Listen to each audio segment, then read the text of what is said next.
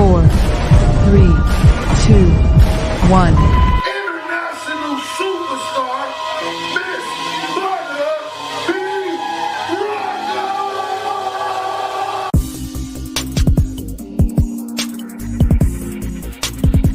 You are now tuned in to Butta BRocka on Transparency Talks Podcast.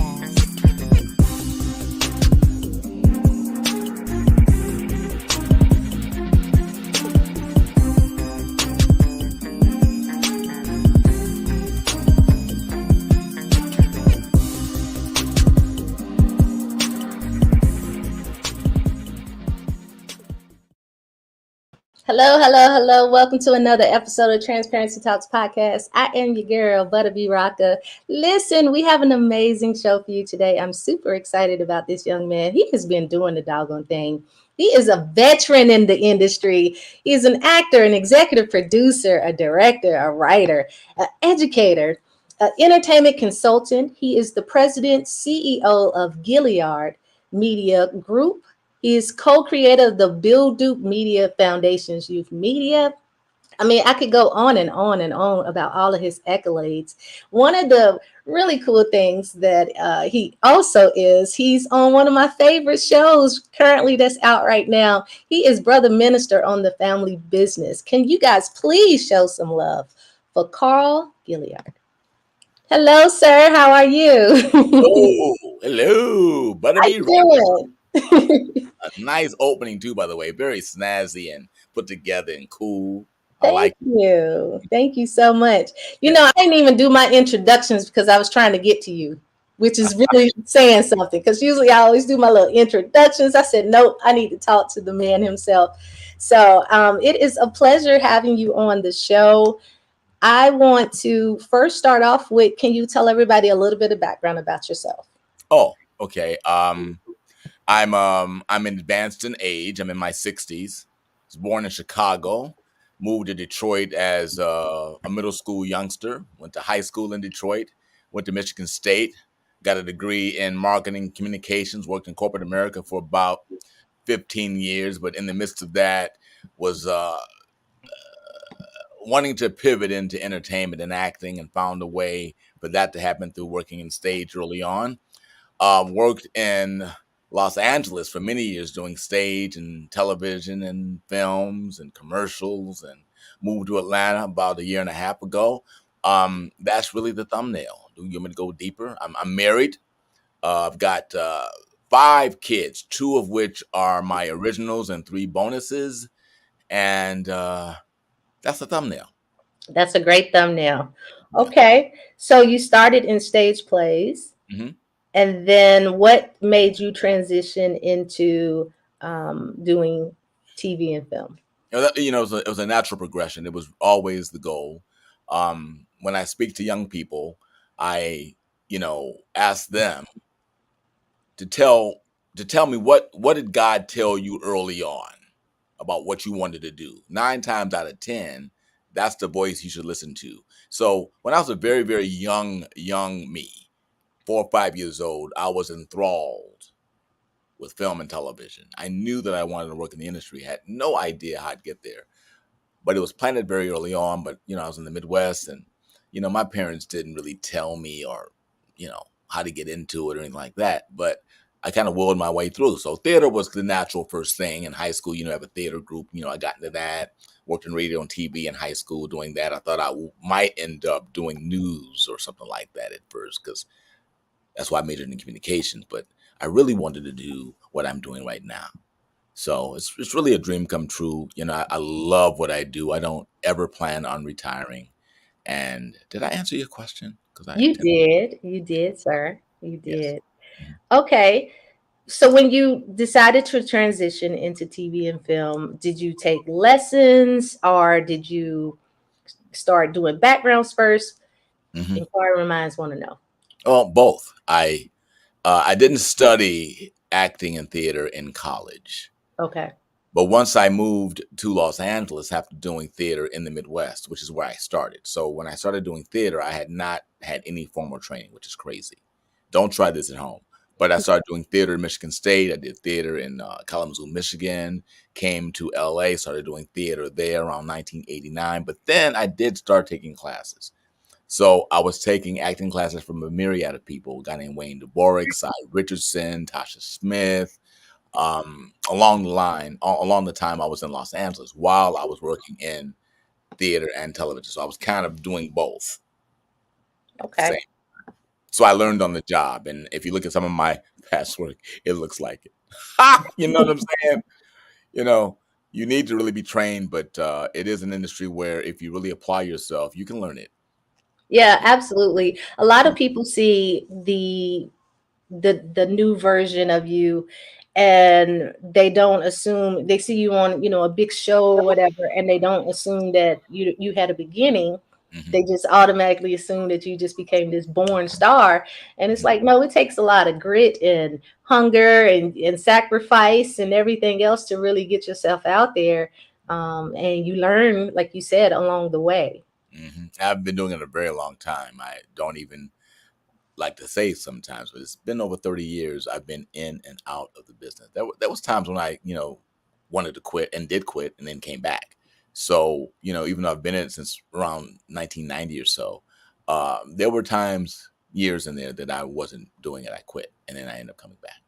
And I'm glad that you actually said that, because again, the reality is it's hard out there sometimes. And so what made you quit? Um, well, I wasn't getting any work. I had to feed myself, and I just, became despondent about it. Not in a bad way, but I didn't have really the confidence that I'd ever get to a point that I really wanted to be at. And Hmm. there were opportunities that presented themselves. Like, for example, in 1999, I I quit the business for about 4 years because I was offered a job at Variety, the trade magazine. Hmm. So I worked for Variety for 3 or 4 years as an account manager, advertising, and I actually really enjoyed the job because I enjoyed working with people and selling, and because I was at a trade paper, I got to go to all these really cool events, the Directors Guild Awards and the CSA Awards, and I get to go to film festivals as a part of my job. So I was really working kind of as on the parallel of the industry, Hmm. without having to go through the feast or famine thing, regular paycheck, bonuses, and all that stuff. So I enjoyed that. But then when I got fired from there, and it was interesting because it was corporate America is hard, and it's kind of Hmm. hard for brothers, if I'm honest. So once that happened, and I left that, then I was actually forced to return to acting because I couldn't really find another job that was on Mm. my level. And once that happened, around 2002, 2003, I just never looked back. I love that story. Mhm. That's actually a very good story. Yeah, Um, Sometimes you fall, you have to go someplace else, sit down for a little while, figure it out, and then right. you come back swinging. So I love it. But I've been blessed. I've had an incredible tribe of mentors along the way and Mhm. actors some of whom are very, very big in the business today, who weren't always big, but I've known them from when they weren't so big. And they're inspirational for me. Yeah. When I look at what they're doing, I'm inspired, and I know that God can do the same. Not in the same way that He's doing it for them, but in the way that it's been presented for me to do. And then of course teaching the classes, which I'm getting ahead of, I guess, a little bit, but the level of mentoring that I'm able to do and to feed into the lives of other new up and coming actors and artists. It's really a very full life that I'm blessed to have right now at this point. Amazing. Mhm. How has the entertainment industry changed since you started your career? When I started, there were black and white headshots. Ha! There were stage coasters and dinosaurs outside. Fred Flintstone was my neighbor. That's how it's changed. Well, obviously with streaming and the internet and social media, and it's changed a great deal. Mm, There was a time when you could, take your headshot, walk it right on the lot, and drop it into the inbox of a casting director.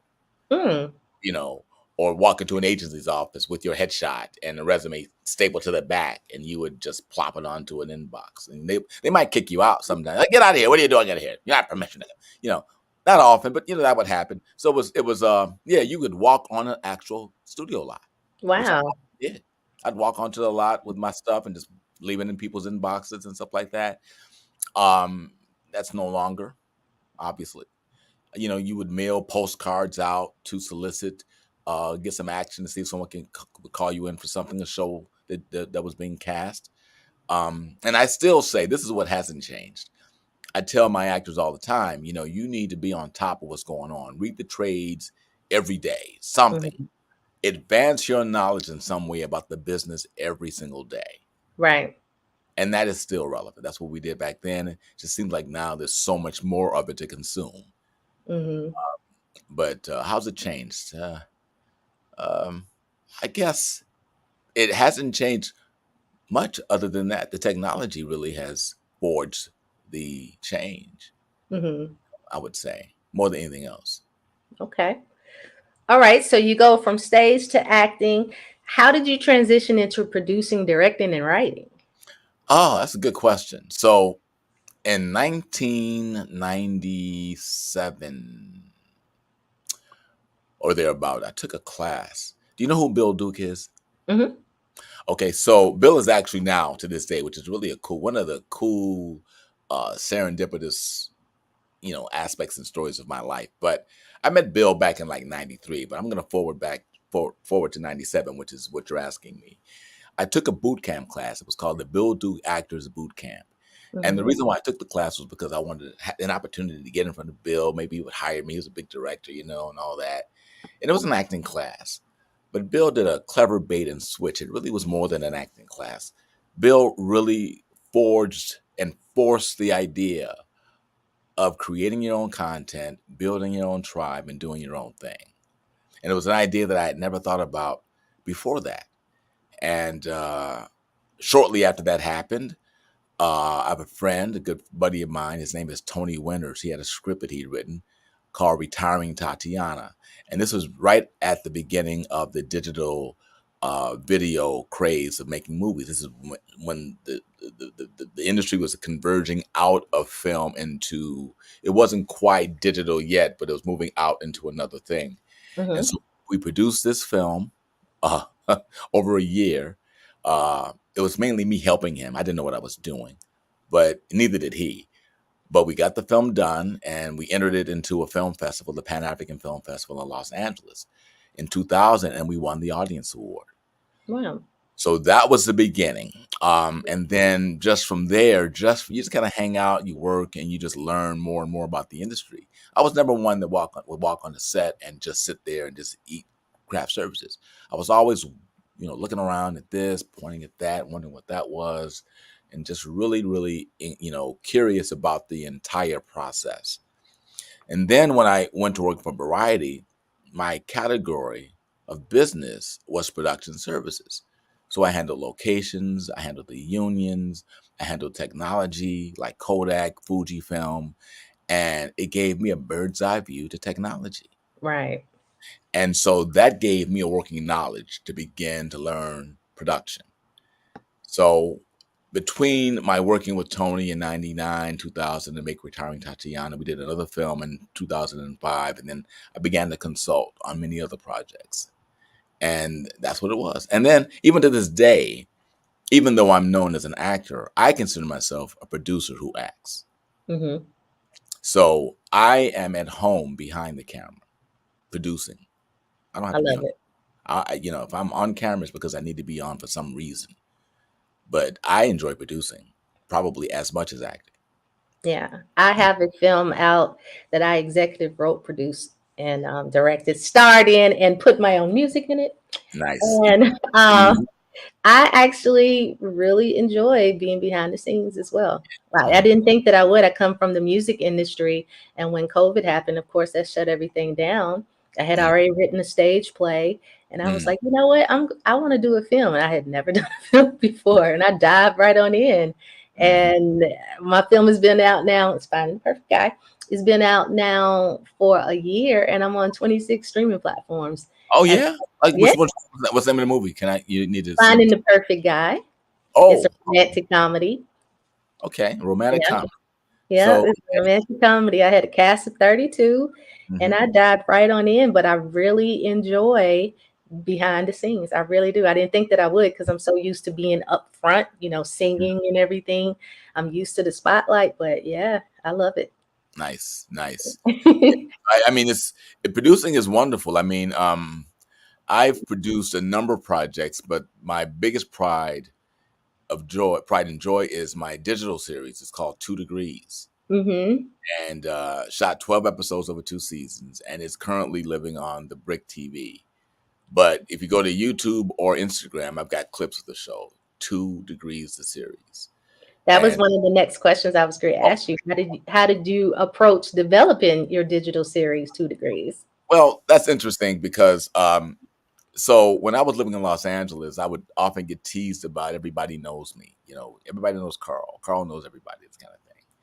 And a friend of mine, his name is Charles Reese. I was at the Pan African Film Festival at some restaurant, and he and I were talking, and someone walked in and they go, Carl, Carl. And we talked and stuff, introduced him, and he walks out. And somebody else walks in, Carl, Carl. So he says to me, he says, you know what?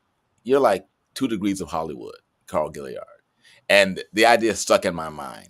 And this was maybe 2 years prior to me doing the show. So fast forward, another friend, Don Full of Love, who had equipment and sound stuff, and he had just bought new cameras, walked up to me and he was within earshot of my wife, which was, oh boy. He said, hey man, we should shoot something. I'm like, I ain't got nothing to do. I ain't got nothing. He said, hey, we should shoot something. So on the way home, the wife says, okay, well, what about that idea you told me about? What about this idea? What about that idea? You should do something with him. You should just do your own show. And I procrastinated for a while, and the wife kept writing me about it. I said, okay, doggone it, leave me alone. So I banged out the synopsis because it was already in my head. And basically, the show is really about me. Everybody plays themselves. I play myself in the show. All the other actors in the show are all friends of mine, and they all play themselves. And what's cool about it is that people call the show like a Black Kirby Enthusiasm. And it's a comedy, but it's just crazy. And it's fashioned basically after my own life and my desire to get into the business, but I'm never quite making it.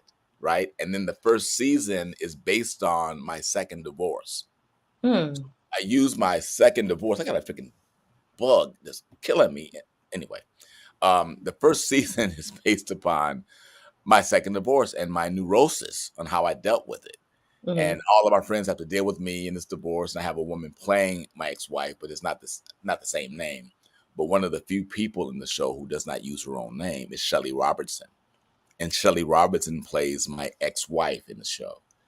And that kind of opens the door to a lot of comedy and some of the situations that I'm in. So that's how it happened. I think that when you want to create your own show, and I think you may have done the same thing if I'm understanding what you did, I'm sensing that you probably took some of your own experiences. I So did. if you want to start writing and creating your own content, there's no better place to start than writing about yourself. And Hmm. so this particular show, I went all in. Not only did I write about myself, but I used my own name. Hmm. Everything in the show is not on the nose. Some of Yeah. it is on the Yeah. nose. Most of it isn't. Most of it is kind of just branching off and finding the comedy in the situations that I didn't really go through, but the extremities of my own thinking and my own neuroses about what I went through, I put in the show. Yeah, yeah. Mhm. You definitely should base it off of your experiences for Yeah. sure. Mine's Mhm. is a romantic comedy about getting back out there after 20 years of being married and Oh. dating in the 2020, it's Mhm. completely different. And so, like you said, you embellished a little bit of it. But I used to have so many people be like, "Is that what your husband really did?" Your Yep. ex-husband? Yep. I'm like, Yep. no, Oh that part yeah. was fake. Mhm. It happened to me too. I have some friends of my ex-wife who watched the show, and there was one episode of the show, the second episode of the first season was probably the most on the nose episode. Mhm. And this young lady said to me, she said it was very uncomfortable for her to watch that because she knew what really happened. Oh This wow. episode. So the episode is the setting is a counselor psychologist's office, which never really happened that way. But I used that setting to set up and tell the story of the breakdown of the marriage. And so the break, but it's really an encapsulated version of the breakdown. It wasn't the entire breakdown, but I took an episode that happened and put it in that episode in the framework of the psychology therapy part. And it was very close to real. And she said that was hard to watch. So that was the only episode that was kind of on the nose. The rest of it, not really. I took little things here and there, little things that she said to me, and I would use her words and put them in the mouth of my wife on the show. So Right.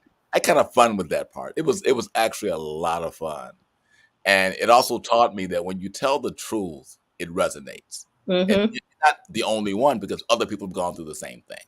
Yep. Yeah. Yep. Hmm. Very true.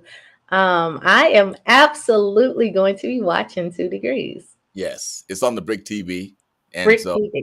the Brick TV, it's a subscription. Oh, by the way, um, if you pay the $5.99 to get on the Brick, you won't be disappointed. I still pay the $5.99 because the Brick TV has the most expansive library of Black movies anywhere. Mm. I'm talking about the old stuff, not old, but like 70s, 80s, on moving forward. Everything from Meteor Man to Five Heartbeats to Coolie High to Wow. just all these great old Black movies. I watched Money Talks the other day on there. Okay. Fridays is all the Fridays movies are on there. I mean, it's just so you'll see my show on there, but you'll get a whole lot more. Mm-hmm.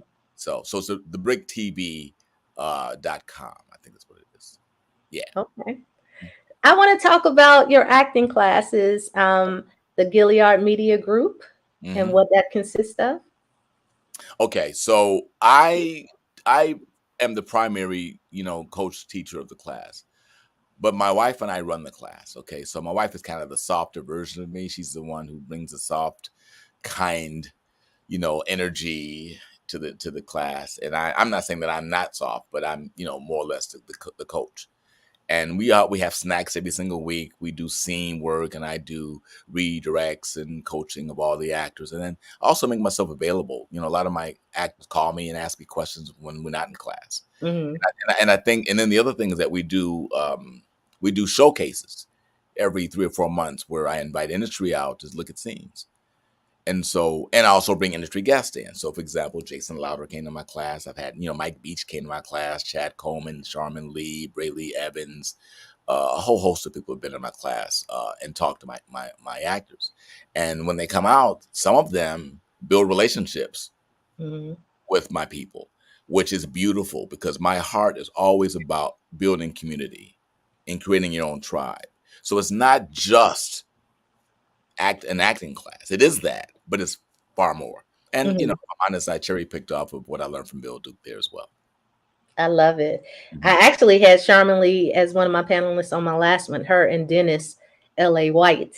Oh, yeah. Mhm. Dennis has been in my class. Dennis has been in my class. Yeah, they both were on my last panel. So Hmm. that's really Yeah, cool. I know Dennis very well. So, how does one join your acting class? Well, you can email me at gilliardmedia@gmail.com, or you can go to our website, which is gilliardmedia.tv. gilliardmedia.tv. Okay. Mm-hmm. Okay. Because I'm going to tell you right now, I was asking people about classes, and I swear at least 6 people told me about your class. That's At good. least. Yeah. So it's a really good testament to you because everybody had smiles on their face when they told me, and it was like, his class, it's more than just the acting class. It's like you're building like you said, a community. Mhm. You're building friendships. It's practically a family in the Mhm. industry, all helping each other and pushing each other. And what I love about going to acting classes is when you see somebody else, it absolutely makes you step your game up Mhm. without a shadow of a doubt. Yeah, Be- and the challenge to my class, but it's also turned into, thank God, a benefit, is I've got all range of experience in my class. I've got beginners and I've got people who are on series. Mm, And normally that doesn't work. But right now, so far, knock on wood, is working out really well. And I think it has a lot to do with the environment. Mhm. that we've created there. And also, as I mentioned earlier, the guests we bring in, it just builds a bridge to other aspects of the industry relationship wise that serve the actor in a way that's much far more far reaching than just doing scenes and stuff. It's like we had an event yesterday. We didn't have the event, but we were invited because someone knew about our class. They needed actors, so they went to this event that was run by Rob Hardy. So 4 or 5 of our actors got to meet Rob Hardy yesterday. Wow. So you know who Rob is, right? Mhm. Yeah. So I mean, stuff like that happens a lot in our class. And that's really what makes me really proud of it, because I want to be able to help actors who don't have opportunities to find creative ways to build bridges to meet people that they would not have met had they not been in our class. Yeah, I love it. I Mhm. love it. Yeah. Oh, okay. I want to talk about the family business. I'll tell you now, I was surprised. I don't want to, I don't know everybody ain't seen seen everything. I was a little surprised by you. I'm gonna just put that out there. Not the choices, mister. So can you tell everybody about your role on the family business? I play Brother Minister, as you mentioned earlier, and I my thumbnail description of him is he is Louis Farragon meets Vito Corleone. Yeah, I see that. So I'm the guy who's always looking out for my own interests and the interests of my people, but I'm also a strategist trying to bring people together and kind of the puppeteer, just kind of creating situations that steps back and say, "Oh no, it wasn't me, that guy." So I don't know how far you've gotten into this season. So what's great about this season is I'm playing with people who I had not been playing with prior. Mhm. I came into the show in season 2, and I've been blessed to do about 27 episodes so far. And I've been pretty much playing in the same pool, same pond with the same people. This season, as you know, I'm playing with a whole different group of people, and Yeah. it's a lot of fun. I had probably more fun on this season I mean, I had fun in the other ones, okay, because this group of actors and crew, they are the best.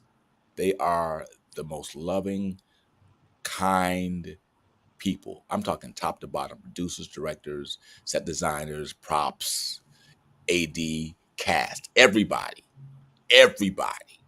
is so much fun to work on this show. And so I've had fun the whole time. But this season, I just love what Carl Weber, my frat brother, wrote for me to do. So I'm having a good time. So what do you think? What's your thoughts? Oh my goodness. Okay. This new season, I didn't expect, the sun, and I absolutely didn't see your part playing out the way it's playing out. Yeah, I was like, okay, okay. I didn't see it. yeah. Yeah. There's So more to come. A little few surprises coming. yeah. I mean, you didn't turn into I don't want to give it away. But yeah. So how do you pick your roles? How do you decide what fits you? Well, honestly, it doesn't always work out that way. Hmm. Though, I have, I guess, passed on some things as of late. Um, at this point in my career, I really want to do things that are going to challenge me and things that really not only challenge me, but that fit me. I'm not trying to do a bunch of stuff that's out of my wheelhouse. I'm 66 now, so I know exactly what I do and what I don't do. And Hmm. so that's the first piece. Um, I mean, in the case of this role, as fate would have it, I did not audition for this. This was something that came to me because of my relationship with Indy Brown Jones and Trey Haley and Carl Weber. Wow. So, and it turns out, as it's turned out often in my business, in my career, the roles that are the best ones are the ones I didn't really have to audition for. Yeah, Wow. Wow. yeah. So all I'm saying is that how do I choose them? They kind of choose me. I love that. Yeah. So as a recurring cast member of the family business, Can you talk about the challenges of maintaining your character consistency over multiple seasons? Oh, that's a good question. Um, I think just telling the truth, just staying in the moment, reading as much of the material that you're not in as possible. Mm-hmm. So I try to read all the scripts so that I understand not just my character, but my relationship to everybody. Yeah. And what my opinion is about everybody, even if I'm not working with them. How do I feel about, like, for example, we have a character this season, Roman. I'm not going to disclose who Roman is, but you've been watching the show, so I don't have any scenes with Roman, but I have an opinion about Roman. Brother Minister has an opinion about Roman because I read the scripts. I said, how do I feel about Roman? How do I feel about Paris, who I've never had scenes with? I have an opinion about Paris. There is a relationship between Paris and me. It's actually in the books. So I have an opinion about Paris. I have almost nothing with Bray Lee's character at all, Sonia. But I know Sonia. Brother Right. Minister knows who Sonia is. So how do I maintain the consistency has a lot to do with my understanding of what's going on in the scenes I'm not in, Mm-hmm. relationship-wise. Whether we have an established relationship that is shown or whether it's shown. So that's why this season, when I jumped in with all these different people, I jumped in with Donna and Dominique and all these other folks, I already have an opinion about them. So when they Right. walk on, it's like I already know who you are, I already know how I feel about you. Mm-hmm. Mm-hmm. Specificity as an actor is important. Having a point of view on how you approach characters and how you approach other people in scenes with you is very, very important. So, what do you enjoy most about working on a series that explores the dynamics of family and crime? Well, um, you're describing this show. It's not too many shows that do that. I enjoy it. I enjoy it, and I think also one of my dreams that I hope to pursue in future projects is playing questionable characters, Mm-hmm. characters who are greatly flawed, who are kind of going to the left of things, but somehow along the way have to deal with that. Right. So I enjoy playing bad guys. And it's not that many black crime boss projects out there that I've seen. Yeah. Yeah, I saw an interview that Carl Weber did, and when he answered, I think someone asked him in the interview, how did he pattern the family business? And in his mind, he said it's Dallas meets the Sopranos. And I said, Mm. oh my God, that is what it is. Yeah. Yeah. I said, oh, Yeah. and I just read that recently. I said, okay. I totally get that because that's exactly what it is. Mm-hmm. Mm-hmm. So, how has the show, in your opinion, evolved since its inception, and what do you think contributes to its continued success? I think it's really the acting. I think Mm-hmm. a lot of it's the acting. And they will tell you, I don't know if you know this, but the original family business idea on the screen was a film. Oh. They shot if the first season was a movie, at least the first few episodes, and Mm-hmm. then once BET had the film, somehow they wanted to make it a series. So they had to take the film, break it up in episodes, and then add more episodes. That was the whole first season. So I think that, like anything else, like the actors on the show, like the crew on the show, they have been learning along the way. And if you look at the show has gotten progressively better Mm-hmm. over the years. I actually sat down and watched season 1 through the end of season 4, which I'd never really seen all of them before. When I read the scripts, I had not seen all of them. I sat down and watched them all recently. And I thought, oh my God, this is really good. Because Mm-hmm. I would see why people are into this show. So, Yeah. but if you look at it also, it's also from a production standpoint, especially, has gotten progressively better. Yeah. And this season is probably the best produced season in terms of the way it looks, the images, the music. It's just the most polished season of them all. But they're all good and they're all compelling, but they definitely have become progressively improved. That's Okay. yeah. And they Okay. would tell you that, they've told me that was always the goal. Okay, brother minister. So, what can we expect um, for this season from your character? More stuff, More trouble. more trouble. Yeah, more stuff. I mean, have you seen? You haven't seen today's episode yet, have you? No, I haven't seen today's. I watched it before we got on, and it's you're gonna see some surprises today. I don't want to reveal anything because there's a lot of stuff coming up that are gonna be interesting. It's gonna get really interesting over the next 3 episodes. We only have 3 left now. 4 left. If you include today, 7, 8, 9, 10. Yeah, there's 4 left, including today. Oh wow. Okay. Mhm. Okay. Like I said, I'm a little. I was a little caught off guard by your character. So again, I don't want to give it away either. But I was like, oh my god, really? What advice can you give to aspiring actors, producers, directors, and writers trying to get out there? Never give up. Keep eating. Don't stress out over the rejection. It's never personal. And train. Build your own tribe. Find people who believe in what you're doing and you believe in what they're doing. Help each other. That's it. Okay. Mhm. And my final question is, what do you think is the biggest challenge facing independent filmmakers and actors today? Money.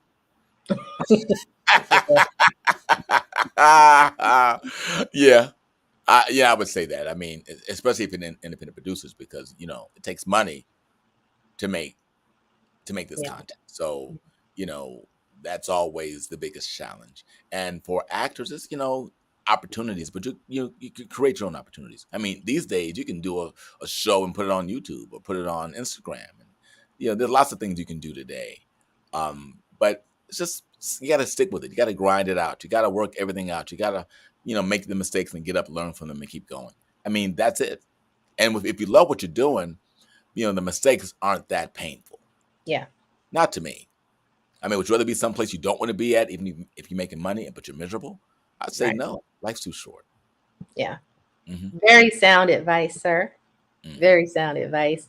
Okay, so what else are you working on and how can people follow you?